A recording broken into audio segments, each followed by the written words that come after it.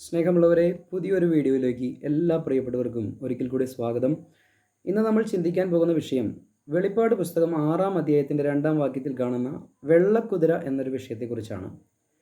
ഈ വെള്ളക്കുതിര ആരാണ് എന്ന് ചോദിച്ചാൽ ക്രിസ്ത്യഗോളം മുഴുവനും അത് എതിർ ക്രിസ്തുവാണ്, ആൻറ്റി ക്രൈസ്റ്റ് ആണ് എന്ന് പറയും.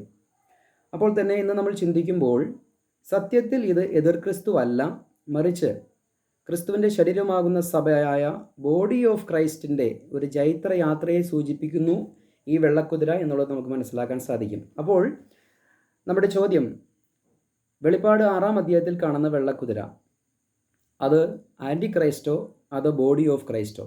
തീർച്ചയായും അത് ബോഡി ഓഫ് ക്രൈസ്റ്റ് ആണ് എന്നുള്ളത് നമുക്ക് ഈ ക്ലാസ്സിൽ നമുക്ക് വ്യക്തമായി മനസ്സിലാക്കിയെടുക്കാൻ സാധിക്കും. വളരെ പ്രാർത്ഥനയോടുകൂടിയും ശ്രദ്ധയോടുകൂടിയും കഴിയുമെങ്കിൽ ഒരു ബുക്കും ഒരു പേനയും വെച്ച് ഇരുന്നാൽ ഒത്തിരി കാര്യങ്ങൾ അത് നോട്ട് ചെയ്ത് എഴുതി പഠിച്ചാൽ മാത്രമാണ് കാര്യങ്ങൾ മനസ്സിലാക്കാൻ സാധിക്കുക. നമ്മുടെ കുഞ്ഞുങ്ങളെ സ്കൂളിലേക്ക് വിടുമ്പോൾ നമ്മൾ വെറും കൈയോടെ അല്ല വിടുന്നത്, പഠിക്കണമെന്നുള്ള ഉദ്ദേശത്തോടു കൂടെ ബുക്കും പേനയും പെൻസിലുമൊക്കെ ആയിട്ടാണ് വിടുന്നത്, അല്ലേ? അപ്പോൾ ഈ വെളിപ്പാട് പുസ്തക പഠനത്തിൽ നമുക്കും അതേപോലുള്ളൊരു ഒരു പഠനം ആവശ്യമാണ്. അതുകൊണ്ട് കഴിയുന്നവർ ഒരു പേനയും പേപ്പറും എടുത്ത് ഇരിക്കുക, പറയുന്ന കാര്യങ്ങൾ അങ്ങനെ തന്നെ എഴുതി വെച്ച് നോക്കി അതങ്ങനെ തന്നെ ഒന്ന് പരിശോധിക്കുക. അപ്പോൾ നമ്മുടെ ചിന്ത, ഇത് എതിർ ക്രിസ്തുവല്ല, മറിച്ച് ക്രിസ്തുവിൻ്റെ ശരീരമാകുന്ന സഭയുടെ ജൈത്രയാത്രയാണ്. ഒന്നുകൂടി ചുരുക്കി പറഞ്ഞാൽ ഇത് ആൻറ്റി ക്രൈസ്റ്റ് അല്ല, ബോഡി ഓഫ് ക്രൈസ്റ്റ് ആണ് എന്നുള്ളതാണ് ഇന്ന് ഞാനിവിടെ തിരുവചന പ്രകാരം തെളിയിച്ച് കാണിച്ചു തരാൻ പോകുന്നത്.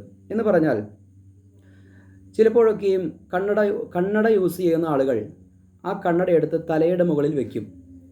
എന്നിട്ട് കുറച്ച് നേരം കഴിയുമ്പോൾ ഈ കണ്ണട എവിടെയാണ് വെച്ചതെന്ന് അറിയാതെ എല്ലായിടത്തും വീട് മുഴുവൻ അരിച്ച് പരിശോധിക്കും. അയ്യോ, എൻ്റെ കണ്ണട കാണാനില്ല.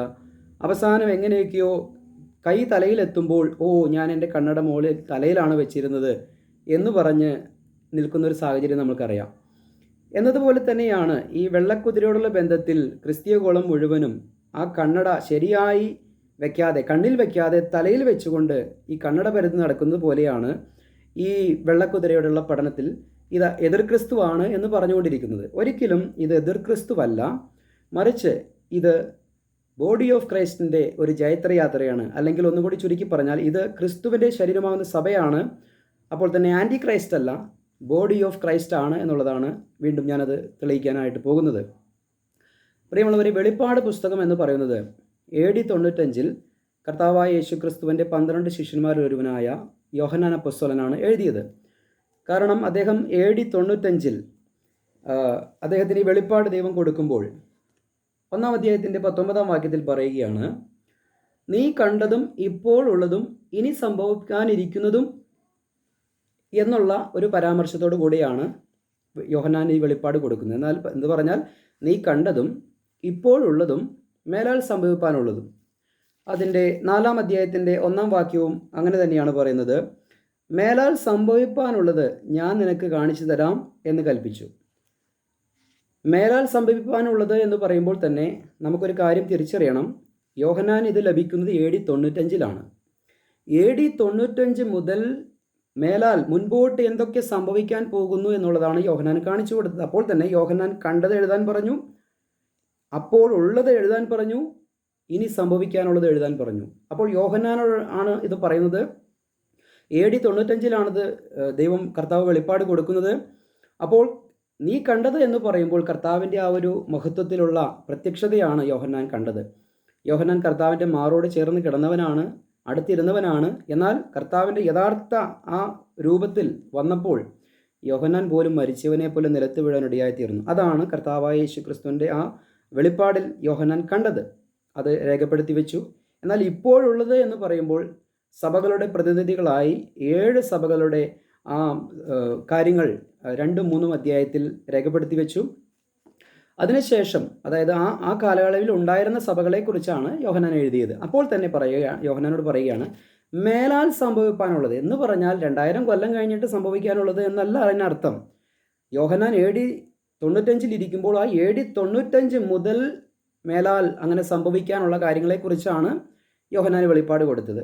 അപ്പോൾ തന്നെ നമുക്കതെങ്ങനെ മനസ്സിലാക്കിയെടുക്കാൻ സാധിക്കും? 4-ാം അധ്യായം കഴിഞ്ഞ് പിന്നെ 5-ാം അധ്യായത്തിൽ യോഹന്നാന് ഒരു സ്വർഗീയ ദർശനം കൊടുക്കുകയാണ്. സ്വർഗത്തിൽ ചെന്നപ്പോൾ അവിടെ പിതാവായ ദൈവവും പുത്രനായ ക്രിസ്തുവും 4 ജീവികളും 24 ശ്രേഷ്ഠന്മാരും അല്ലെങ്കിൽ 24 മൂപ്പന്മാരും, അപ്പോൾ തന്നെ കോടാനുകോടി ദൂതന്മാരെയും യോഹന്നാൻ കാണുവാനിടയായിത്തീർന്നു. എന്നാൽ 6-ാം അധ്യായത്തിലേക്ക് വരുമ്പോൾ അവിടെ ഈ മുദ്ര, അതായത് 7 മുദ്രകളിട്ടിരിക്കുന്ന ഒരു പുസ്തകം, അത് കർത്താവായ യേശുക്രിസ്തു പിതാവായ ദൈവത്തിൻ്റെ കയ്യിൽ നിന്ന് വാങ്ങുന്നു.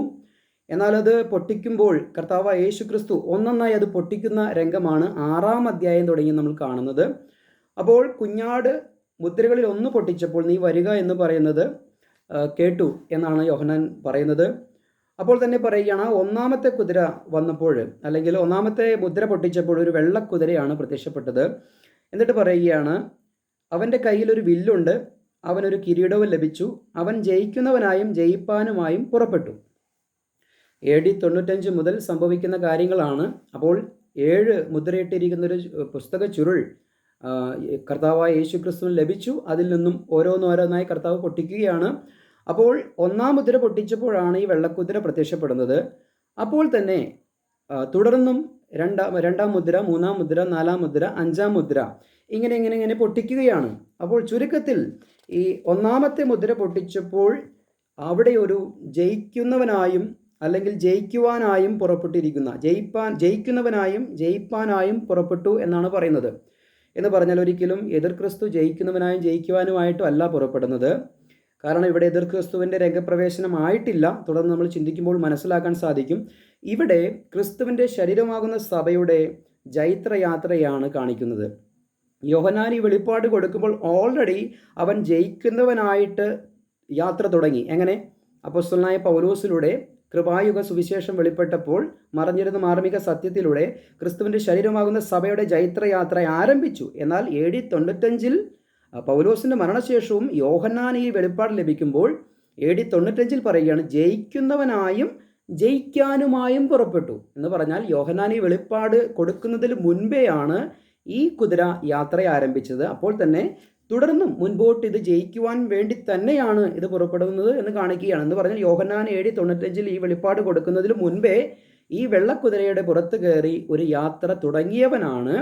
തുടർന്നും യോഹന്നാന് മേലാൽ സംഭവിക്കാനുള്ളതെന്ന് പറയുമ്പോൾ ഈ കുതിര ജൈത്രയാത്ര ചെയ്യുന്നത് അത് ക്രിസ്തുവിൻ്റെ ശരീരമാകുന്ന സഭയാണ്. ആ സഭ എന്തിലൂടെയൊക്കെ കടന്നുപോയി റാപ്ചർ ആകും എന്നുള്ളതാണ് 6-ാം അധ്യായത്തിൽ വിവരിച്ചിരിക്കുന്നത്. ഈ 6-ാം അധ്യായത്തിൽ തന്നെ നമുക്ക് 12 മുതൽ 16 വരെയുള്ള വാക്യങ്ങളെ വായിക്കുമ്പോൾ തീർച്ചയായിട്ടും നമുക്കവിടെ റാപ്ചറും കാണുവാൻ സാധിക്കും. അതെങ്ങനെയാണെന്ന് നമുക്ക് പരിശോധിക്കാം. AD 95 മുതൽ നടക്കുകയാണ് ഈ വെള്ളക്കുതിര ജൈത്രയാത്ര ചെയ്ത് ജയിക്കുന്നവനായും ജയിപ്പാനുമായും പുറപ്പെടുകയാണ്. അപ്പോഴിതാ അടുത്ത മുദ്ര പൊട്ടിക്കുകയാണ് കർത്താവ്. അടുത്ത മുദ്ര പൊട്ടിക്കുമ്പോൾ കഴിഞ്ഞ ദിവസം ഞാനൊരു ക്ലാസ്സിൽ പറഞ്ഞതുപോലെ 2, 3, 4 മുദ്രകൾ പൊട്ടിക്കുമ്പോൾ എന്തൊക്കെയാണ് ഭൂമിയിൽ സംഭവിക്കുന്നത് എന്ന് ചുരുക്കമായി ഞാൻ ഒന്നുകൂടി പറയാം. 1-ാം മുദ്ര പൊട്ടിച്ചപ്പോൾ വെള്ളക്കുതിരയെ കണ്ടു, അത് വിജയത്തിൽ നിന്നും വിജയത്തിലേക്ക് പോകുന്നു. 2-ാമത് ചുമന്ന കുതിരയാണ് കാണുന്നത്, അത് മനുഷ്യൻ അന്യോന്യം കൊല്ലുന്നു, ഭൂമിയിൽ സമാധാനക്കേടുണ്ടാകുന്നു, വാൾ, യുദ്ധങ്ങൾ, മരണങ്ങൾ. എന്നാൽ അടുത്ത മുദ്ര പൊട്ടിക്കുമ്പോൾ കറുത്ത കുതിരയെ കാണുന്നു. അവിടെ പറയുകയാണ്, ഒരു ക്ഷാമത്തെക്കുറിച്ച് പറയുകയാണ്. 1 പണത്തിന് 1 ഇടങ്ങഴി ഗോതമ്പ്, 1 പണത്തിന് 3 ഇടങ്ങഴി യവം. എസെക്കിയേൽ 4:16-17 വായിച്ചാൽ ഈ ഒരു ക്ഷാമകാലത്തെക്കുറിച്ചുള്ള ഒരു രൂപരേഖ നമുക്കവിടെ കണ്ടെത്തുവാൻ സാധിക്കും. അപ്പോൾ തന്നെ അടുത്തത് 4-ാം മുദ്ര പൊട്ടിക്കുമ്പോൾ മഞ്ഞക്കുതിരയാണ് പുറപ്പെടുന്നത്. അവിടെ പറയുകയാണ്, മരണം, പാതാളം അതിനെ പിന്തുടരുന്നു, വാള്, ക്ഷാമം, പകർച്ചവ്യാധി, ഭൂമിയിലെ കാട്ടുമൃഗം എന്നിവയാൽ അനേകർ, ഭൂമിയിലെ 4-1 ജനസംഖ്യ ഇവയാൽ മരിച്ചു വീഴുകയാണ് എന്ന് പറയുന്നു. എസെക്കിയേൽ 5-ാം അധ്യായത്തിൻ്റെ 16-17 വാക്യങ്ങൾ വായിച്ചാൽ ഈ കാര്യങ്ങൾക്ക് കൂടുതൽ വ്യക്തത ഉണ്ടാകുവാൻ ഇടയായിത്തീരും. അങ്ങനെ 4 മുദ്രകൾ പൊട്ടിയതിന് ശേഷം 5-ാം മുദ്ര പൊട്ടുന്നു. അപ്പോഴാണ് അവിടെ കുറച്ച് രക്തസാക്ഷികളുടെ നിലവിളി നമ്മൾ കാണുകയാണ്. അത് ക്രിസ്തുവിൻ്റെ ശരീരമാകുന്ന സഭയുടെ രക്തസാക്ഷികളായവരുടെ പ്രാർത്ഥനയാണ്. നാഥ, ഞങ്ങളുടെ ഈ രക്തത്തിന് അങ്ങ് പ്രതികാരം ചെയ്യുവാൻ എത്രത്തോളം വൈകും എന്ന് പറഞ്ഞാൽ, പ്രതികാരം നിങ്ങൾ ചെയ്യേണ്ട, അത് ദൈവത്തിന് വിട്ടേക്കൂ എന്ന് പൗലോസ് ലേഖനത്തിൽ വെച്ചതുകൊണ്ട് ക്രിസ്തുവിൻ്റെ ശരീരമാകുന്ന സഭയ്ക്ക് ആരോടും വൈരാഗ്യമില്ല, അപ്പോൾ തന്നെ പ്രതികാരമില്ല. പക്ഷേ ഇതെല്ലാം കർത്താവ് കണക്ക് കൂട്ടി കൊടുക്കും. അതെപ്പോഴാണെന്നാണ് അവർ ചോദിക്കുന്നത്. അപ്പോൾ അവിടെ പറയുകയാണ്, കുറച്ച് സമയം കൂടി വെയിറ്റ് ചെയ്യണം, കാരണം നിങ്ങളെപ്പോലെ രക്തസാക്ഷികളായി കൊല്ലപ്പെട്ട് വരേണ്ട കുറച്ച് പേര് കൂടി ശേഷിച്ചിരിക്കുന്നു, അവരുകൂടി വന്ന് തികഞ്ഞാൽ ഈ കാര്യത്തിനൊരു പരിഹാരമുണ്ടാകും എന്നുള്ളൊരു അറിയിപ്പ് കൊടുത്തു. അതിനുശേഷം 6-ാം മുദ്ര പൊട്ടുകയാണ്. 6-ാം മുദ്ര പൊട്ടുമ്പോൾ വെളിപ്പാട് പുസ്തകം 6-ാം അധ്യായത്തിൻ്റെ 12 മുതലുള്ള വാക്യങ്ങൾ വായിക്കുമ്പോൾ നമുക്കറിയാം 6-ാം മുദ്ര പൊട്ടിയപ്പോൾ എന്താണ് സംഭവിച്ചത്? വലിയൊരു ഭൂകമ്പമുണ്ടായി.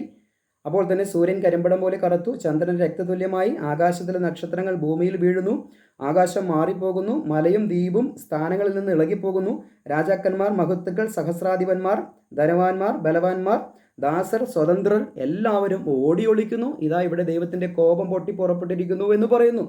അപ്പോൾ പ്രിയമുള്ളവരെ, AD 95 മുതൽ 2024 വരെയുള്ള ചരിത്രങ്ങളെ നമ്മൾ പഠിക്കുമ്പോൾ ക്രിസ്തുവിൻ്റെ ശരീരമാകുന്ന സഭ ജൈത്രയാത്ര ചെയ്യുമ്പോൾ ഈ ഭൂമിയിൽ ഉണ്ടാകുന്ന കഷ്ടങ്ങളെക്കുറിച്ച് 4-ാം മുദ്ര വരെ പഠിക്കുമ്പോൾ അവിടെ നമ്മളിപ്പോൾ ചിന്തിച്ചതുപോലെ അനേകം പ്രശ്നങ്ങളിലൂടെയാണ് ലോകം സഞ്ചരിച്ചത്. നമുക്കറിയാം, വാള്, ക്ഷാമം, പകർച്ചവ്യാധി, ഭൂമിയിലെ കാട്ടുമൃഗം എന്ന് പറഞ്ഞാൽ യുദ്ധം കൊണ്ടും ക്ഷാമം കൊണ്ടും അല്ലെങ്കിൽ ഈ ലോകത്തുണ്ടായിരുന്ന സകല സമാധാനക്കേട് കൊണ്ടും അനേകർ ഈ ലോകത്തിൽ നിന്ന് വിട പറയുവാനിടയായിത്തീർന്നു. നമ്മുടെ ഈ ആനുകാലിക സംഭവത്തിൽ തന്നെ പകർച്ചവ്യാധി എന്ന കൊറോണ, അതിനുശേഷം ഇപ്പോൾ കാട്ടുമൃഗങ്ങളുടെ ആക്രമണം, ഇതെല്ലാം ഈ 4-ാം മുദ്ര പൊട്ടിയതിൻ്റെ അവസാന സ്റ്റേജുകളിൽ വരേണ്ട ന്യായവിധികളാണ്, ഈ ലോകത്ത് സംഭവിക്കേണ്ടതാണ്. എന്നാൽ ഇതിൻ്റെ എല്ലാം നടുവിലൂടെ ജൈത്രയാത്ര നടത്തുന്ന ഒരു വെള്ളക്കുതിരയാണ് നമ്മൾ 6-ാം അധ്യായത്തിൽ കണ്ടത്. എന്ന് പറഞ്ഞാൽ ഈ ക്രിസ്തുവിൻ്റെ ശരീരമാകുന്ന സഭ, ബോഡി ഓഫ് ക്രൈസ്റ്റിൻ്റെ, എതിർ ക്രിസ്തുവിൻ്റെ അല്ല, അല്ലെങ്കിൽ ആൻറ്റി ക്രൈസ്റ്റിൻ്റെ അല്ല, ക്രിസ്തുവിൻ്റെ ശരീരമാകുന്ന സഭ, ബോഡി ഓഫ് ക്രൈസ്റ്റിൻ്റെ ജൈത്രയാത്ര ഈ 4 മുദ്രകളെ അതിജീവിച്ച് 5-ാം മുദ്രയിലെ രക്തസാക്ഷി മരണങ്ങളെയും അതിജീവിച്ച് 6-ാം മുദ്രയിൽ റാപ്ചറായി ഈ ഭൂമിയിൽ നിന്നും സ്വർഗത്തിലേക്ക് പോകുന്ന കാഴ്ചയാണ്. അവിടെ വലിയൊരു ഭൂകമ്പവും വലിയ പ്രകൃതിക്ഷോഭവും ഒക്കെ ഉണ്ടായി നമ്മൾ വളരെ സ്മൂത്തായിട്ട് സ്വർഗത്തിലേക്ക് പോകുമ്പോൾ ഈ ഭൂമിയിൽ ശേഷിക്കുന്നവർക്കാണ് ഇത്ര ഭയാനകമായ ഒരു അവസ്ഥ എന്നുള്ളത് നമുക്ക് മനസ്സിലാക്കാൻ സാധിക്കും. തന്നെയുമല്ല, 1 തെസ്സലോനിക്ക ലേഖനം 4-ാം അധ്യായത്തിൻ്റെ 16 മുതൽ 18 വരെയുള്ള വാക്യങ്ങൾ വായിക്കുമ്പോൾ കർത്താവ് തൻ ഗംഭീരനാദം, ദൂതൻ്റെ ശബ്ദം, ദൈവത്തിൻ്റെ കാഹളനാദം, അത്രയും ശബ്ദങ്ങൾ മുഴങ്ങി കർത്താവിൻ്റെ ശരീരമാകുന്ന സഭയെ ഇവിടെ നിന്ന് എടുത്തുകൊണ്ട് പോകുമ്പോൾ ഈ ലോകം ഞെട്ടിവിറയ്ക്കുന്നൊരു സംഭവമായിരിക്കും കാണുന്നത്. പ്രിയമുള്ളവരെ, മേലാൽ സംഭവിപ്പാനുള്ളത് AD 95 മുതൽ മേലാൽ സംഭവിപ്പാനുള്ള കാര്യങ്ങൾ പറഞ്ഞു കൊടുക്കുമ്പോൾ ഈ ലോകത്തിലെ സംഭവബഹുലമായ സങ്കീർണമായ പ്രശ്നങ്ങളിലൂടെ ക്രിസ്തുവിൻ്റെ സഭ സഞ്ചരിച്ച് അത് ഒടുവിൽ ജയശ്രീലാളിതരായി സ്വർഗത്തിലേക്ക് പോകുന്നൊരു കാഴ്ചയാണ് നമ്മൾ ഈ വെളിപ്പാട് പുസ്തകം 6-ാം അധ്യായത്തിൽ കാണുന്നത്. അപ്പോൾ തന്നെ നമുക്കറിയാം, നാം ഇവിടുന്ന് റാപ്ചറായി പോകുന്നത് വരെ ഒരിക്കലും എതിർ ക്രിസ്തുവിന് പ്രത്യക്ഷപ്പെടാൻ സാധിക്കുകയില്ല. കാരണം പൗലോസ് എന്ന ലേഖനത്തിൽ പറഞ്ഞു, തടുക്കുന്നവൻ വഴിയിൽ നിന്ന് മാറണം, എങ്കിലേ അധർമ്മമൂർത്തി വെളിപ്പെടുകയുള്ളൂ. തടുക്കുന്നത് ആരാണ്?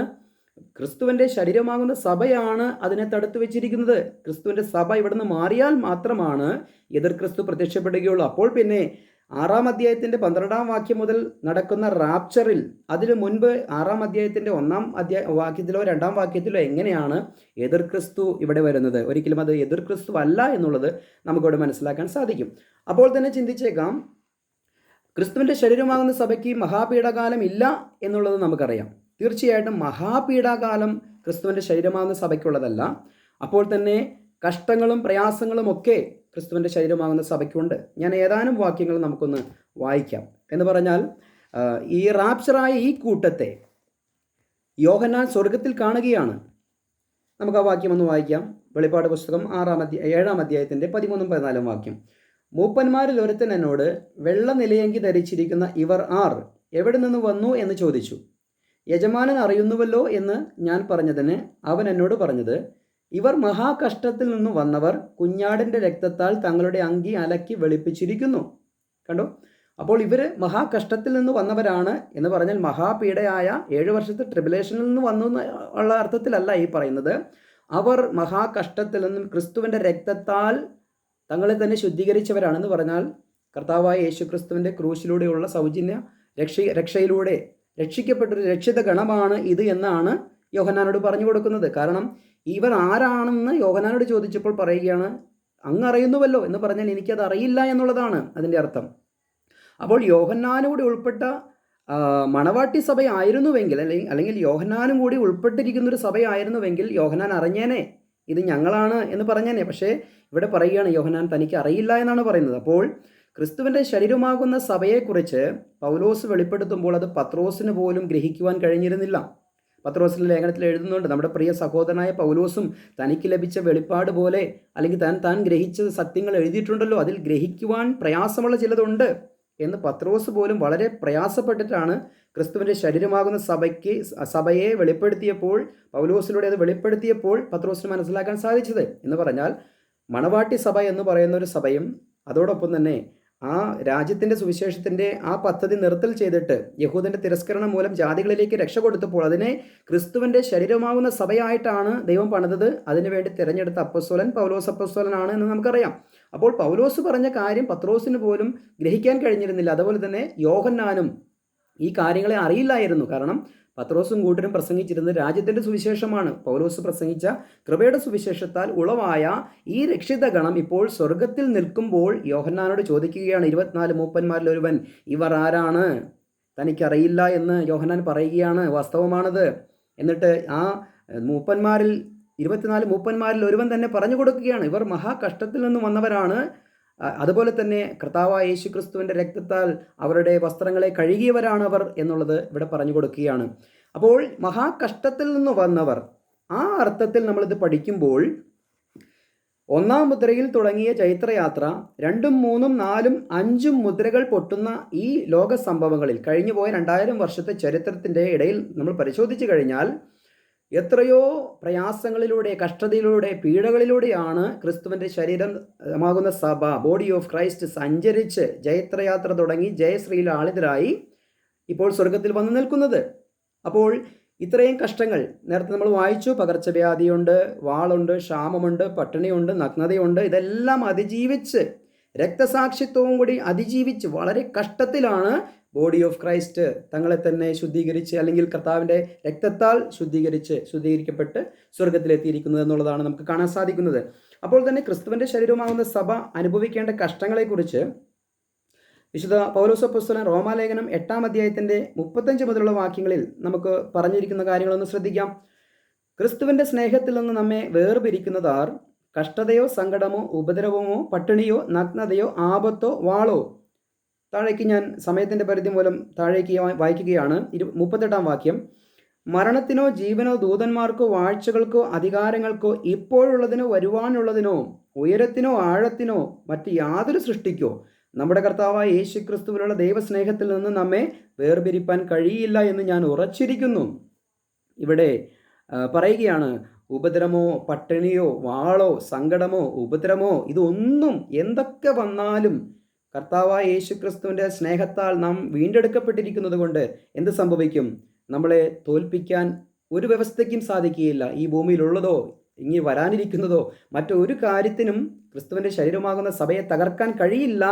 അതുകൊണ്ടാണ് ഈ കഷ്ടങ്ങളൊക്കെ നടന്നിട്ടും, 1-ാം ലോകമഹായുദ്ധം, 2-ാം ലോകമഹായുദ്ധം, കൊറോണ, അതുപോലെയുള്ള മഹായുദ്ധങ്ങൾ, ഇതെല്ലാം കഴിഞ്ഞിട്ടും ഇന്നിതാ ക്രിസ്തുവിൻ്റെ ശരീരമാകുന്ന സഭ, അതിലൊരു അംഗമായ ഞാൻ ഇന്നും ഈ സുവിശേഷം നിങ്ങളോട് പറഞ്ഞുകൊണ്ടിരിക്കുകയാണ്. എന്തൊക്കെ ഈ ലോകത്ത് സംഭവിച്ചാലും ക്രിസ്തുവിൻ്റെ ശരീരമാകുന്ന സഭ പണിയപ്പെടും. അതിൻ്റെ സംഖ്യ പൂർണ്ണമായി കഴിയുമ്പോൾ റാപ്ചർ സംഭവിക്കും, നാം സ്വർഗത്തിലേക്ക് പോകുന്നതായിരിക്കും. അപ്പോൾ തന്നെ ഈ കഷ്ടങ്ങളിലൂടെയൊക്കെ കടന്നുപോയാലും നമുക്കൊന്നും സംഭവിക്കുകയില്ല എന്നുള്ളതാണ് പൗലോസോട് പറയുന്നത്. വെളിപ്പാട് 6-ാം അധ്യായത്തിൻ്റെ 1 മുതൽ 11 വരെയുള്ള വാക്യങ്ങൾ വായിക്കുമ്പോൾ 5 മുദ്രകൾ പൊട്ടി 6-ാം മുദ്ര 12-ാം വാക്യത്തിൽ 6-ാം മുദ്ര പൊട്ടുമ്പോഴാണ് നാം എന്ത് ചെയ്യുന്നത്? ഇവിടുന്ന് റാപ്ചർ ആകുന്നത്. അപ്പോൾ 5-ാം മുദ്ര വരെ പൊട്ടുമ്പോൾ ഇന്ന് നമുക്കറിയാം, ആ 4-ാം മുദ്രയുടെ അവസാന സ്റ്റേജിലും 5-ാം മുദ്രയുടെ ആ പൊട്ടിയോ എന്ന് സംശയം തോന്നുന്ന രീതിയിലുള്ള രക്തസാക്ഷി മരണങ്ങൾ ഇന്ന് സംഭവിച്ചുകൊണ്ടിരിക്കുകയാണ്. ഇനി അടുത്തത്, ഈ ലോകം മുഴുവനും സുവിശേഷകർക്കെതിരെ അണിനിരന്നുകൊണ്ട് ഈ സുവിശേഷം പറയുന്നവരെ കൊല്ലുകയും പീഡിപ്പിക്കുകയും ചെയ്യുന്നൊരവസ്ഥ വരും. ഞാൻ ഈ സുവിശേഷം തെരുവിൽ നിന്ന് പറഞ്ഞപ്പോൾ പലരും, ഒരു വ്യക്തി എൻ്റെ കഴുത്തിന് വന്ന് പിടിച്ചിട്ടുണ്ട്. കാരണം സുവിശേഷത്തെ പ്രതിയുള്ള പീഡ. ഇനി അടുത്ത സ്റ്റേജിൽ വരുമ്പോൾ ഒരുപക്ഷെ രക്തസാക്ഷിയായി മരിക്കുവാനുള്ളൊരു ഭാഗ്യം കൂടി നമുക്ക് ലഭിക്കുവാനിടയുണ്ട്. അതുകൊണ്ട് കഷ്ടം സഹിക്കുവാൻ നിയമിക്കപ്പെട്ടവരാണ് നമ്മളെന്നാണ് പൗലോസ് പറയുന്നത് വചനത്തിൽ. അപ്പോൾ ഇത്രയും കഷ്ടങ്ങൾ അതിജീവിച്ചിട്ടാണ് നാം റാപ്ചറായി സ്വർഗത്തിൽ നിൽക്കുന്നത്. ആ നിൽക്കുന്ന കൂട്ടത്തെയാണ് യോഹന്നാന് ഈ 24 മൂപ്പന്മാരിൽ ഒരുവനായ ഒരു മൂപ്പൻ ഇതിനെ വ്യാഖ്യാനിച്ചു കൊടുക്കുന്നത്. അപ്പോൾ തന്നെ ക്രിസ്തുവിൻ്റെ ശരീരമാകുന്ന സഭ അനേകം കഷ്ടങ്ങളിലൂടെ കടന്നു വന്നവരാണെന്നാണല്ലോ പറഞ്ഞത്. എന്ത് കഷ്ടമാണുള്ളത് എന്നുള്ളത് നമുക്കൊന്ന് പഠിക്കാം.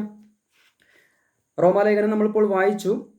എഫ് എസ് ലേഖനം 6-ാം അധ്യായത്തിൻ്റെ 12 മുതൽ 17 വരെയുള്ള വാക്യങ്ങളിൽ വായിക്കുമ്പോൾ ഞാൻ വാക്യങ്ങൾ പറഞ്ഞു പോവുകയാണ്.